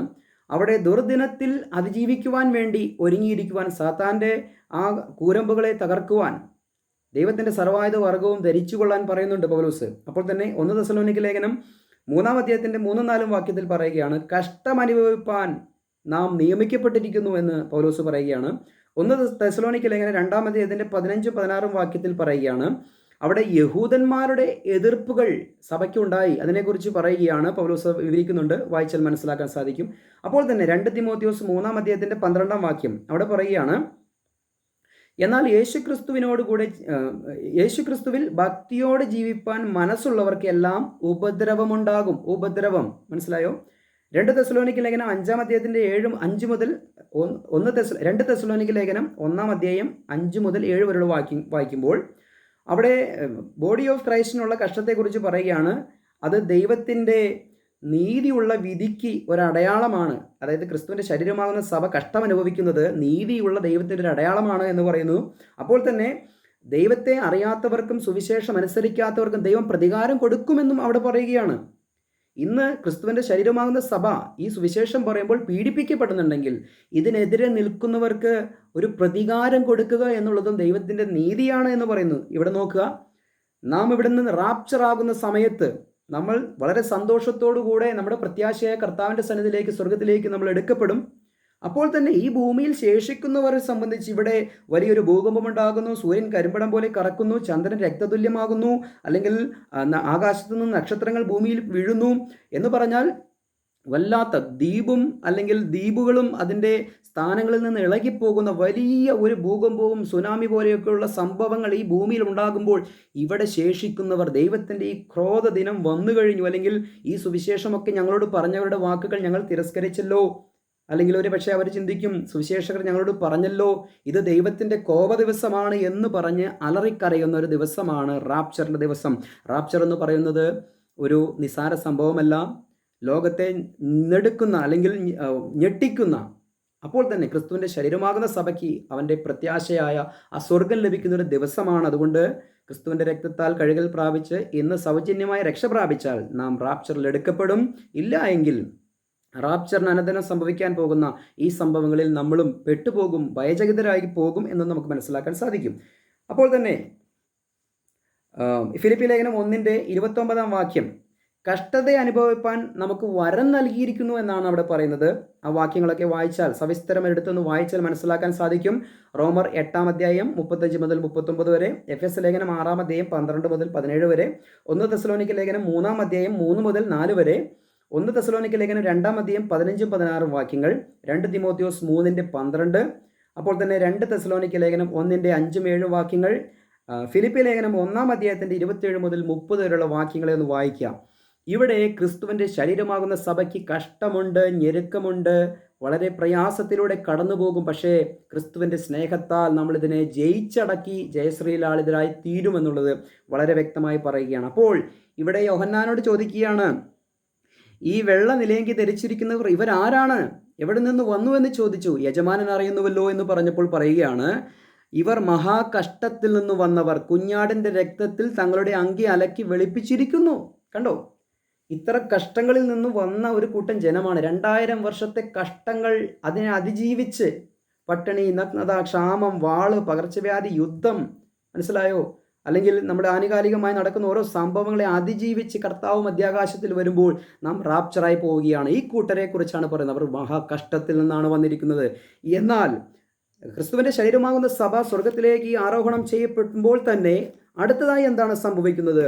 നമുക്ക് വെളിപ്പാട് പുസ്തകത്തിൽ നിന്ന് സവിസ്തരം നമുക്കൊന്ന് ചിന്തിക്കാം. മഹാകഷ്ടത്തിൽ നിന്ന് വന്നവരാണ്. ഒരു കാര്യം കൂടി ഞാനൊന്ന് പറഞ്ഞുകൊള്ളട്ടെ. 1 തെസ്സലോനിക്ക ലേഖനം 1-ാം അധ്യായത്തിൻ്റെ 10-ാം വാക്യം, വരുവാനുള്ള കോപത്തിൽ നിന്ന് യേശുക്രിസ്തു നമ്മെ വിടുവിക്കുമെന്ന് കാണുന്നു. അപ്പോൾ തന്നെ റോമാലേഖനം 5-9 വാക്യം, അവൻ്റെ രക്തത്താൽ നീതീകരിക്കപ്പെട്ട ശേഷമോ നാം അവനാൽ എത്രയധികമായി കോപത്തിൽ നിന്നും രക്ഷിക്കപ്പെടും. ഈ 2 വാക്യങ്ങളാൽ എന്താണ് ഞാൻ ഉദ്ദേശിക്കുന്നത്? ദൈവവചനത്തിൽ പറയുകയാണ്, വരുവാനുള്ളൊരു കോപമുണ്ട്. ആ കോപത്തിൽ നിന്നും, അല്ലെങ്കിൽ അതിനു മുൻപേ നമ്മളെ എന്ത് ചെയ്യും? നമ്മളെ റാപ്ചറാക്കി ദൈവം കൊണ്ടുപോകും. കാരണം ഈ കോപത്തിന് വേണ്ടിയല്ല നമ്മളിവിടെ ബോഡി ഓഫ് ക്രൈസ്റ്റിനെ ദൈവം ഭൂമിയിൽ വെച്ചിരിക്കുന്നത്. നാം മാറിയാൽ മാത്രമാണ് ഇവിടെ മഹാകോപം എന്ന് പറയുന്ന യാക്കോബിൻ്റെ കഷ്ടകാലം വരികയുള്ളൂ എന്നുള്ളതും ഇവിടെ പൗലോസ് ലേഖനത്തിൽ രേഖപ്പെടുത്തി വെച്ചിരിക്കുകയാണ്. അപ്പോൾ ഞാൻ പറഞ്ഞതിൻ്റെ സാരം, കർത്താവിൻ്റെ ശരീരമാകുന്ന സഭ, ബോഡി ഓഫ് ക്രൈസ്റ്റ്, വെളിപ്പാട് 6:2 പറയുന്ന വെള്ളക്കുതിരയുടെ ആ സഹായത്തോടുകൂടെ, ആ ദൈവത്തിൻ്റെ പരിരക്ഷയോടുകൂടെ സകല കഷ്ടങ്ങളെയും അതിജീവിച്ച് വെളിപ്പാട് 6:12 റാപ്ചറായി 7 13-14 സ്വർഗത്തിൽ നിൽക്കുമ്പോൾ ക്രിസ്തുവിൻ്റെ ശരീരമാകുന്ന സഭ ജയശ്രീലാളിതരായി അവിടെ നിൽക്കുകയാണ്. അപ്പോൾ തന്നെ സുവിശേഷം അനുസരിക്കാത്തവർക്കുള്ള പ്രതികാരവും കാര്യങ്ങളൊക്കെയും തുടങ്ങാനിരിക്കുന്നു. അപ്പോൾ തന്നെ റാപ്ചറിന് ശേഷം അവിടെ 144,000 പേരെ അവിടെ മുദ്രയിടുകയാണ്. ഇസ്രായേലിലെ 12 ഗോത്രങ്ങളിൽ നിന്നും 12,000 പേരെ വെച്ച് ലോകം മുഴുവനും സുവിശേഷം അറിയിക്കുവാനുള്ള ഉദ്ദേശത്തോടു കൂടി ദൈവം അവരെ മുദ്രയിടുകയാണ്. നമ്മുടെ റാപ്ചർ കഴിഞ്ഞാൽ ഉടനെ സംഭവിക്കേണ്ട കാര്യമാണ് ഈ 144,000 പേരുടെ മുദ്രയിടൽ. അതിനുശേഷം നമുക്കറിയാം 6 മുദ്രകൾ ആണ് പൊട്ടിയത്. 6-ാം മുദ്രയിലാണ് നാം റാപ്ചറായി പോയത്. എന്നാൽ കർത്താവിൻ്റെ കയ്യിലുള്ള ആ ചുരുളിൽ 7 മുദ്രകളുണ്ട്. അതിൻ്റെ 7ാമത്തെ മുദ്ര പൊട്ടിക്കാൻ ഒരുങ്ങുമ്പോൾ അതിൻ്റെ 8-ാം അധ്യായത്തിലാണ് ആ മുദ്രയുടെ പൊട്ടിക്കൽ നടക്കുന്നത്. വെളിപ്പാട് പുസ്തകം 8-ാം അധ്യായം അതിൻ്റെ 1-ാം വാക്യത്തിൽ ഇങ്ങനെയാണ് പറയുന്നത്: അവൻ 7-ാം മുദ്ര പൊട്ടിച്ചപ്പോൾ സ്വർഗത്തിൽ ഏകദേശം അരമണിക്കൂറോളം മൗനത ഉണ്ടായി. അപ്പോൾ ദൈവസന്നിധിയിൽ നിന്ന് 7 ദൂതന്മാർ നിൽക്കുന്നത് കണ്ടു. അവർക്ക് 7 കാഹളവും ലഭിച്ചു. എന്ന് പറഞ്ഞാൽ 7ാമത്തെ മുദ്ര കർത്താവ് പൊട്ടിക്കുകയാണ്. 7ാമത്തെ മുദ്ര പൊട്ടിക്കുമ്പോൾ അവിടെ 7 ദൂതന്മാർക്ക് 7 കാഹളം കൊടുത്തു എന്നാണ് പറയുന്നത്. അടുത്ത ന്യായവിധിക്കായിട്ട് ലോകത്തിൽ ഒരുങ്ങുമ്പോൾ റാപ്ചറിന് ശേഷം 144,000 പേരെ മുദ്രയിടുന്നു. അതിനുശേഷമാണ് 8-ാം അധ്യായത്തിൽ കാണുന്ന 7ാം മുദ്ര പൊട്ടിക്കുന്നത്. ആ 7ാം മുദ്ര പൊട്ടിക്കുമ്പോൾ 7 ദൂതന്മാർക്ക് 7 കാഹളം കൊടുത്തിരിക്കുന്നു. ഓരോ ദൂതനെ കൊണ്ടും ദൈവം ഓരോ സമയങ്ങളിൽ ആ കാഹളം മുഴക്കുവാനിരിക്കുകയാണ്. 7-ാം വാക്യത്തിൽ പറയുകയാണ്, 6 മുതൽ വായിക്കാം: 7 കാഹളമുള്ള ദൂതന്മാർ 7 കാഹളമൂതുവാൻ ഒരുങ്ങി നിന്നു. അവരെ റെഡിയായിട്ട് നിൽക്കുകയാണ്. ദൈവം കൊടുത്ത 7 ദൂതന്മാരെ വിളിച്ചു. അവർക്ക് 7 കാഹളവും കയ്യിൽ കൊടുത്തു. റെഡിയായി നിൽക്കുകയാണ് കർത്താവ് പറയുമ്പോൾ ഊതുവാൻ വേണ്ടി. അപ്പോൾ 1-ാമത്തവൻ ഊതി. അപ്പോൾ രക്തം കലർന്ന കന്മഴയും തീയും ഭൂമിയുടെ മേൽ ചൊരിഞ്ഞിട്ട് ഭൂമിയിൽ 1/3 വെന്തുപോയി. വൃക്ഷങ്ങളും 1/3 വെന്തുപോയി. എല്ലാ പച്ചപ്പുല്ലും വെന്തുപോയി. 1-ാമത്തെ ദൂതൻ ഉണ്ടായപ്പോൾ ഈ ഭൂമിയിലുണ്ടായ സംഭവമാണ്. നമ്മളെ വരാനിരിക്കുന്ന കോപത്തിനല്ല നമ്മൾ വെച്ചിരിക്കുന്നത്. അതിന് മുൻപേ നമ്മൾ റാപ്ചറായി. ഇവിടെ ഇതാ ദൈവത്തിൻ്റെ മഹാകോപം തുടങ്ങുന്നതിലും തൊട്ട് മുൻപുള്ള 7-ാം മുദ്രയിലെ ന്യായവിധികളാണ് ഇവിടെ പറയുന്നത്. മഹാകോപം തുടങ്ങാൻ ഇരിക്കുന്നതേ ഉള്ളൂ. കാര്യങ്ങൾ മുന്നോട്ട് നമുക്ക് നോക്കുമ്പോൾ മനസ്സിലാക്കാൻ സാധിക്കും. ഇവിടെ 2-ാമത്തെ ദൂതൻ ഊതുമ്പോൾ തീ കത്തുന്ന വൻമല പോലെ ഒന്ന് സമുദ്രത്തിലേക്ക് എറിഞ്ഞിട്ട് കടലിൽ 1/3 രക്തമായി തീർന്നു. പ്രിയമുള്ളവരെ, ഈ 7 ദൂതന്മാരിൽ ഓരോ ദൂതനും ഊതുമ്പോൾ 8-ാം അധ്യായത്തിൽ അങ്ങനെ 4 ദൂതന്മാർ ഊതുമ്പോൾ ഭൂമിയിലുള്ള സകല വ്യവസ്ഥയും, സൂര്യൻ, ചന്ദ്രൻ, ഭൂമിയിലുള്ള വ്യവസ്ഥകളിൽ 1/3 തകർത്ത് തരിപ്പണമാക്കുന്നൊരു ന്യായവിധിയാണ് ദൈവം ഈ ലോകത്ത് അയക്കുന്നത്. അപ്പോൾ 4 ദൂതന്മാർ അവിടെ 8-ാം അധ്യായത്തിൽ ഊതുന്നുണ്ട്. വളരെ കഷ്ടങ്ങൾ ഈ ഭൂമിയിലേക്ക് കടന്നു വരുന്നുണ്ട്. ഭക്ഷ്യക്ഷാമം തുടങ്ങി, അല്ലെങ്കിൽ കടലിൽ 1/3 നഷ്ടപ്പെട്ടാൽ, അല്ലെങ്കിൽ ഈ ഭൂമിയിലുള്ള സകല വസ്തുക്കളിലും 1/3 നഷ്ടപ്പെട്ടാൽ ഈ ഭൂമിയിൽ എന്താണ് സംഭവിക്കാൻ പോകുന്നത് എന്ന് നമുക്കറിയാം. മനുഷ്യരുടെ ജീവിതാവസ്ഥകൾ വളരെ പരിമിതമായി തീരും, വളരെ പ്രയാസമുള്ളതായി തീരുമെന്നുള്ളത് നമുക്കറിയാൻ സാധിക്കും. അപ്പോൾ തന്നെ 9-ാം അധ്യായത്തിലേക്ക് കടന്നു വരുമ്പോൾ അവിടെ 5-ാമത്തെ ദൂതൻ ഊതുകയാണ്. എന്നിട്ട് പറയുകയാണ്, ആ കാലഘട്ടത്തിൽ മനുഷ്യൻ മരണം കൊതിക്കുന്ന ഒരു സമയത്തിലേക്ക് വരികയാണ്. അപ്പോൾ തന്നെ അവിടെ തേളുകുത്തും പോലെ വെട്ടുകിളികൾ വന്ന് മനുഷ്യനെ ആക്രമിക്കുകയാണ്. ചുരുക്കത്തിൽ അങ്ങനെ പറഞ്ഞു പോവുകയാണ്. 5-ാം ദൂതൻ ഊതുമ്പോഴാണ് സംഭവിക്കുന്നത്. അതായത് 7-ാം മുദ്ര പൊട്ടിക്കുമ്പോൾ 7 ദൂതന്മാർ നിൽക്കുന്നു. 7 ദൂതന്മാർക്ക് 7 കാഹളം കൊടുക്കുന്നു. ഓരോരുത്തർ ഊതുന്നു. ഭൂമിയിൽ അനർത്ഥങ്ങൾ സംഭവിക്കുന്നു. അതിനുശേഷം 9-ാം അധ്യായത്തിൻ്റെ 15-ാം വാക്യത്തിൽ ഒരു 3-ാം ലോക മഹായുദ്ധം നടക്കുന്നതായിട്ട് കാണുന്നുണ്ട്. അതെങ്ങനെയാണ് സംഭവിക്കുന്നത്? 6-ാമത്തെ ദൂതൻ ഊതുകയാണ്. അപ്പോഴാണ് സംഭവിക്കുന്നത്, ഉടനെ മനുഷ്യരിൽ 1/3 കൊല്ലുവാൻ ഇന്ന ആണ്ട്, മാസം, ദിവസം, നാഴികയ്ക്ക് ഒരുങ്ങിയിരിക്കുന്ന 4 ദൂതന്മാരെയും അഴിച്ചുവിട്ടു. എന്ന് പറഞ്ഞാൽ ലോക ജനസംഖ്യയിലെ 1/3 ഈ യുദ്ധത്തിൽ മരിച്ചു വീഴുമെന്നുള്ളതാണ് ഇവിടെ കാണുന്നത്. അപ്പോൾ 7 ദൂതന്മാരിൽ 7 കാഹളം പിടിച്ചിരിക്കുന്നവരിൽ 6-ാമത്തവൻ ഊതിയപ്പോഴാണ് ലോകമഹായുദ്ധം പൊട്ടിപ്പുറപ്പെടുന്നത്. എന്ന് പറഞ്ഞാൽ നമ്മൾ റാപ്ചർ ആയതിനു ശേഷം 144,000 പേരെ മുദ്രയിടുന്നു. 7-ാമത്തെ കാഹളം അല്ലെങ്കിൽ 7-ാമത്തെ മുദ്ര പൊട്ടിക്കുമ്പോൾ അവിടെ 7 കാഹളങ്ങൾ പിടിച്ചിരിക്കുന്ന 7 ദൂതന്മാരുണ്ട്. ഓരോരുത്തർ ഊതുന്നു. അങ്ങനെ ഊതുന്നവരിൽ 6ാമത്തെ ദൂതൻ ഊതുമ്പോൾ ഇവിടെ ലോകമഹായുദ്ധമുണ്ടാകുന്നു. അതിൽ 1/3 ജനസംഖ്യ മരിച്ചു വീഴുന്നു എന്നുള്ളതാണ് വേദപുസ്തകത്തിൽ രേഖപ്പെടുത്തി വെച്ചിരിക്കുന്നത്. ഇവിടെയൊന്നും നമ്മൾ എന്ത് കാണുന്നില്ല? എതിർ ക്രിസ്തുവിനെ നമ്മൾ ഇവിടെ കാണുന്നേയില്ല. കാരണം എന്താ? എതിർ ക്രിസ്തു ഇവിടെ വന്നിട്ടില്ല. അതുകൊണ്ടാണ് ഞാൻ പറഞ്ഞത് 6-ാം അധ്യായത്തിൻ്റെ 1-2 വാക്യങ്ങളിൽ പറയുന്ന വെള്ളക്കുതിര എതിർ ക്രിസ്തു അല്ല. അത് AD 95 മുതൽ ജയത്രയാത്ര തുടർന്ന് ഇനി റാപ്ചറാകാൻ പോകുന്ന ആ ബോഡി ഓഫ് ക്രൈസ്റ്റിൻ്റെ ജയത്തിൻ്റെ യാത്രയാണ് അവിടെ കാണിക്കുന്നത് എന്നുള്ളതാണ് ഞാൻ പറഞ്ഞത്. അതുകൊണ്ട് വെളിപ്പാടിലെ വെള്ളക്കുതിര ആൻറ്റി ക്രൈസ്റ്റ് അല്ല, ബോഡി ഓഫ് ക്രൈസ്റ്റ് ആണ് എന്നുള്ളത് ഞാൻ വീണ്ടും പറയുകയാണ്. അപ്പോൾ തന്നെ 6ാമത്തെ ദൂതൻ ഊതുമ്പോൾ ചില സംഭവങ്ങൾ ഇവിടെ സംഭവിക്കുകയാണ്. ലോകമഹായുദ്ധമുണ്ടാകുന്നു. അപ്പോൾ തന്നെ 10-ാം അധ്യായത്തിലേക്ക് കടന്നു വരുമ്പോൾ, അതായത് 6ാമത്തെ ദൂതൻ ഊതുമ്പോൾ തന്നെ ഇവിടെ ലോകമഹായുദ്ധം നടക്കുന്നു. അപ്പോൾ തന്നെ ഈ ലോകമഹായുദ്ധത്തിനൊടുവിൽ ഇസ്രായേലിൽ അവരുടെ പ്രത്യാശയായ അല്ലെങ്കിൽ അവരുടെ ആഗ്രഹമായ ജെറുസലേം ദേവാലയം അവിടെ പണിയപ്പെടുകയാണ്. അതിനുവേണ്ടി ദൈവം എങ്ങനെയാണ് കാര്യങ്ങൾ ക്രമീകരിക്കുന്നത്? നമുക്ക് എസ്രയുടെ പുസ്തകം അതിൻ്റെ ഒരു വാക്യം നമുക്കൊന്ന് വായിക്കാം. എസ്രയുടെ പുസ്തകം 6-ാം അധ്യായത്തിൻ്റെ 14-ാം വാക്യം നമുക്കൊന്ന് വായിക്കാം. എസ്രയുടെ പുസ്തകം 6-ാം അധ്യായം അതിൻ്റെ 14-ാം വാക്യം ഇങ്ങനെയാണ് വായിക്കുന്നത്. യഹൂദന്മാരുടെ മൂപ്പന്മാർ പണിതു. ഹഗായി പ്രവാചകനും ഇദ്ദോവിൻ്റെ മകനായ സെക്കറിയാവും പ്രവചിച്ചതിനാൽ അവർക്ക് സാധിച്ചും വന്നു. അവർ ഇസ്രായേലിൻ്റെ ദൈവത്തിൻ്റെ കൽപ്പന പ്രകാരവും കോരശിൻ്റെയും ദാരിവേശിൻ്റെയും പാർസി രാജാവായ അർത്ഥശസ്ത്ര രാജാവിൻ്റെയും കൽപ്പന പ്രകാരവും അത് പണിത് തീർത്തു. ഇവിടെ നോക്കുക, യഹൂദ മൂപ്പന്മാർ, പ്രവാചകന്മാർ, അപ്പോൾ തന്നെ ഇസ്രായേലിലെ മൂപ്പന്മാർ, അപ്പോൾ തന്നെ അന്നത്തെ ജാതികീയ രാജാക്കന്മാരായിരുന്ന അല്ലെങ്കിൽ ഉന്നതന്മാരായിരുന്ന കോരശ്, ദാരിവേശ്, പാർസി രാജാവായ അർത്ഥശസ്ത്ര രാജാവ് തുടങ്ങിയവരുടെ കൽപ്പനയാലും അവിടെ ഒരു ആലയം, അതായത് BC നടന്ന സംഭവമാണ് എന്ന് പറഞ്ഞാൽ ബാബേൽ പ്രവാസാനന്തരം കടന്നു വന്ന ഇസ്രായേൽ ജനം അവിടെ ഒരു ആലയം പണിതു. ആ ആലയം പണിയുവാൻ അവിടുത്തെ അന്നത്തെ ആ ഉന്നതന്മാരായിട്ടുള്ള രാഷ്ട്രീയ നേതാക്കന്മാരും അല്ലെങ്കിൽ രാഷ്ട്രത്തലവന്മാരും ഇസ്രായേൽ ജനവും ഒന്നിച്ച് അവരുടെ പ്രവാചകന്മാരും ഒന്നിച്ച് ഒരു ആലയം പണിതതുപോലെ തന്നെ ഇവിടെ ഇതാ 7 മുദ്രകളുള്ള ദൂതന്മാരിൽ 6ാമത്തെ കാഹളം ഊതുന്ന ദൂതൻ്റെ ആ കാഹളം ഊതുമ്പോൾ ഇവിടെ ഒരു യുദ്ധത്തിന് ശേഷം, 3-ാം ലോക മഹായുദ്ധത്തിന് ശേഷം 10-ാം അധ്യായത്തിൽ ഇവിടെ വായിക്കുകയാണ്, അവിടെ ആലയം വരികയാണ്. എങ്ങനെയാണ് നമുക്ക് മനസ്സിലാക്കാൻ സാധിക്കുന്നത്? ബലവാനായ മറ്റൊരു ദൂതൻ സ്വർഗത്തിൽ നിന്ന് ഇറങ്ങുന്നത് ഞാൻ കണ്ടു. അവിടെ വളരെ ശക്തിയുള്ളൊരു ദൂതനെ ദൈവം സ്വർഗത്തിൽ നിന്ന് ഇറക്കുകയാണ്. കാരണം എന്താ? നമുക്കറിയാം, അശൂർ പാളയത്തിൽ കയറി 1,00,000 ചിലുവാൻ ആളുകളെ കൊന്ന ഒരു ദൂതനെ കുറിച്ച് നമുക്കറിയാം അല്ലേ, ഒരു വലിയ യുദ്ധത്തിൽ. അപ്പോൾ ശക്തന്മാരായ ദൂതന്മാർ ദൈവത്തിൻ്റെ സന്നിധിയിലുണ്ട്. ഇവിടെ ഇതാ വളരെ വലിയൊരു ശക്തനായ ഒരു ദൂതൻ ഇറങ്ങി വരികയാണ്. അപ്പോൾ അവൻ 7 ഇടിമുഴക്കിയത് എഴുതാതെ മുദ്രയിട്ടേക്ക എന്ന് സ്വർഗത്തിൽ നിന്നൊരു ശബ്ദം കേട്ടു. എന്ന് പറഞ്ഞാൽ ഇദ്ദേഹം വന്ന് അദ്ദേഹത്തിൻ്റെ പുസ്തകം ഒരു തുറന്ന ഒരു ചുരുൾ യോഹന്നാന് കൊടുത്തു. അത് തിന്നുവാൻ പറഞ്ഞു, ഭക്ഷിക്കാൻ പറഞ്ഞു. തിന്നപ്പോൾ വായിൽ നല്ല മധുരമുണ്ടായി. പക്ഷേ അത് ഉദരത്തിൽ ചെന്ന് കഴിഞ്ഞപ്പോൾ, വയറ്റിലെത്തിയപ്പോൾ അത് കയ്പുള്ളൊരു അനുഭവമായി തീർന്നു എന്ന് പറയുന്നു. ഇങ്ങനെയാണത് മനസ്സിലാക്കാൻ സാധിക്കുന്നത്. ഒരു യഹൂദനെ സംബന്ധിച്ച് അവൻ്റെ ആലയം പണിയാൻ പോകുന്നു എന്ന് കേട്ടാൽ അവന് വളരെ സന്തോഷമാണ്, വളരെ അവൻ്റെ വായിൽ നല്ല മധുരമാണ്. പക്ഷേ ആലയം പണിതാൽ ഇനി സംഭവിക്കാനിരിക്കുന്ന കാര്യങ്ങളെ ഓർക്കുമ്പോൾ അവൻ്റെ വയറിനത് കയ്പായി തീർന്നു. കാരണം എന്താ? ഇനി ആലയം പണിത് കഴിഞ്ഞാൽ അതിനകത്തേക്ക് എതിർ ക്രിസ്തു രംഗപ്രവേശനം ചെയ്യേണ്ടിയിരിക്കുന്നു. അത് വളരെ പ്രയാസമുള്ള കാര്യമാണ്. ദാനിയേൽ പ്രവാചകൻ പ്രവചിച്ചു വെച്ചിട്ടുണ്ട്.